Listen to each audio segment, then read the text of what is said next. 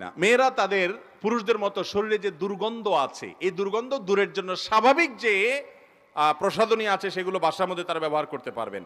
বাসার বাইরে যদি যান তাহলে সেক্ষেত্রে যদি কোনো পারফিউম ইত্যাদি ব্যবহার করেন, এমন প্রসাধনী ব্যবহার করেন যেটার সুগন্ধি অন্য পুরুষের পুরুষকে আকৃষ্ট করে, এর ঘ্রাণ চতুর্দিকে ছড়িয়ে পড়ে, তাহলে এটা হারাম। নবী করিম সাল্লাল্লাহু আলাইহি সাল্লাম বলেছেন, কোন মহিলা যদি এরকম সুগন্ধি ব্যবহার করে বাহিরে যায়, ওই মহিলা জান্নাতে যাওয়া তো দূরের কথা, জান্নাতের ঘ্রাণও পর্যন্ত পাবে না। অতএব এই বিষয়ে আমাদের সাবধান থাকতে হবে মা বোনদের। এমনকি নামাজের জন্য মসজিদে যায়, সেও যদি সুগন্ধি ব্যবহার করে এইভাবে অন্যদেরকে আকৃষ্ট করে, এটা গুনাহের কথা। একজন মুসলিম নারী তার মধ্যে ব্যক্তিত্ব বোধ থাকবে, তার মধ্যে আত্মসম্মান বোধ থাকবে, তার মধ্যে আত্মমর্যাদা বোধ থাকবে।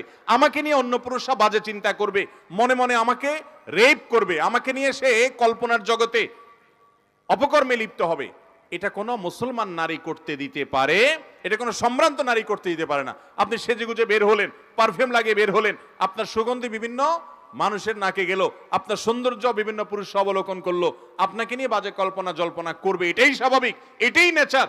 তাহলে এটা কখনো আপনার সম্মানের সাথে যেতে পারে না। নারীদের জন্য বিশ্বনবী আতর ব্যবহার করতে নিষেধ করেছেন।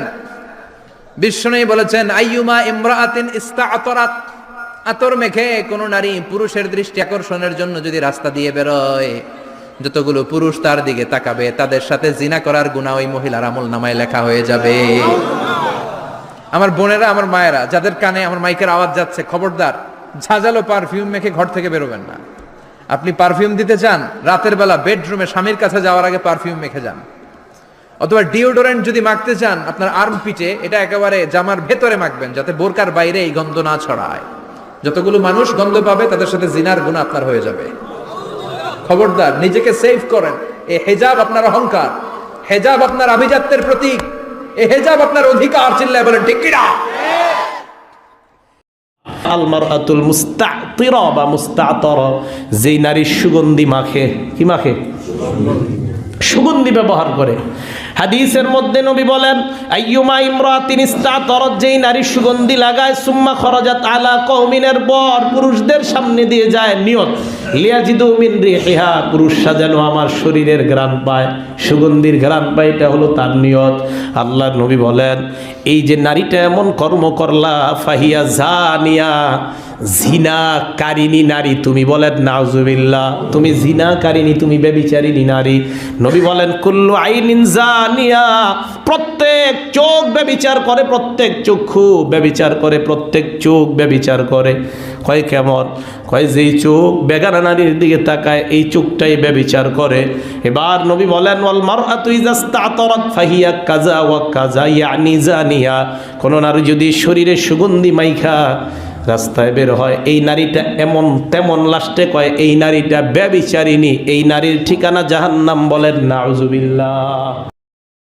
মহিলারা পারফিউম, সেন্ট বা এই জাতীয় জিনিস ব্যবহার করতে পারবে, শর্ত হচ্ছে এগুলো ব্যবহার করে বাহিরে যাওয়া যাবে না। এগুলো ব্যবহার করে যদি বাহিরে যান তাহলে জিনার গুনাহগার হতে হবে, ঠিক আছে? এই জন্য এই ধরনের সেন্ট ব্যবহার করে যখন আপনি বাইরে যাবেন, কোনো পুরুষের নাকে যাবে, সে আপনাকে নিয়ে ভিন্ন খারাপ কোনো চিন্তা করতে পারে। এই জন্য শরীরে নিষিদ্ধ আছে। এমনকি নামাজ পড়তে যাওয়ার সময়ও যদি আপনি বাহিরে নামাজ পড়তে যান, তখন অথবা বাহিরে যাবেন কোথাও কোনো কাজে, তখন আপনি বডি স্প্রে বা পারফিউম, যেগুলোর গন্ধ ঘ্রাণটা বাহিরে ছড়ায়, এইরকম কিছু ব্যবহার করে যাওয়া যাবে না। বাকি নিজে যদি ঘরে থাকেন বা স্বামীর কাছে যাবেন, অথবা রাতে ঘুমাতে যাবেন, অথবা স্বামীর কাছে যাওয়ার জন্য যদি আপনি বডি স্প্রে পারফিউম ব্যবহার করেন, অসুবিধা নেই, ব্যবহার করা যাবে।